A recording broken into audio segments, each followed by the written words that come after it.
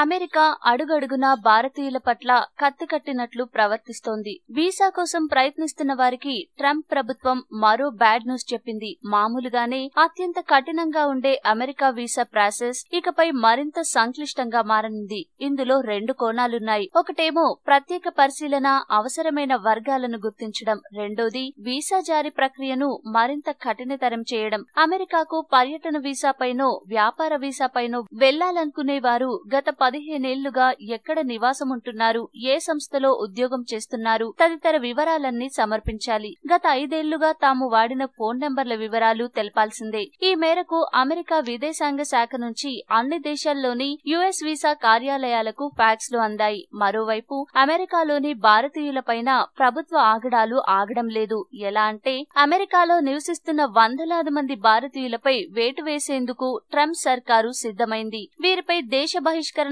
వేటు వేసేందుకు సర్వం సిద్ధం చేసింది. మొత్తం 271 మంది భారతీయులపై వేటు వేయనున్నట్లు ట్రంప్ కార్యాలయం వెల్లడించినట్టు భారత విదేశాంగ మంత్రిత్వ శాఖ వెల్లడించింది. ఈ విషయాన్ని విదేశాంగ మంత్రి సుష్మా స్వరాజ్ పార్లమెంట్లో ప్రశ్నోత్తరాల సమయంలో తెలిపారు. అయితే వేటు వేయనున్న వారి జాబితాను బహిష్కరణకు ముందే తమకు తెలియజేయాలని అమెరికాను కోరినట్టు ఆమె తెలిపారు. వేటుకు గురికాబోతున్న వారి జాతీయతను తాము పరిశీలించకముందే వారందరూ అమెరికాలో అక్రమంగా ఉన్నారనే విషయాన్ని తాము ఎలా విశ్వసించగలమని తాము ప్రశ్నించినట్టు సుష్మా తెలిపారు. ఈ వీడియో మీకు నచ్చితే లైక్ చేయండి, అందరికీ షేర్ చేయండి, కానీ సబ్స్క్రైబ్ చేయడం మాత్రం మర్చిపోకండి.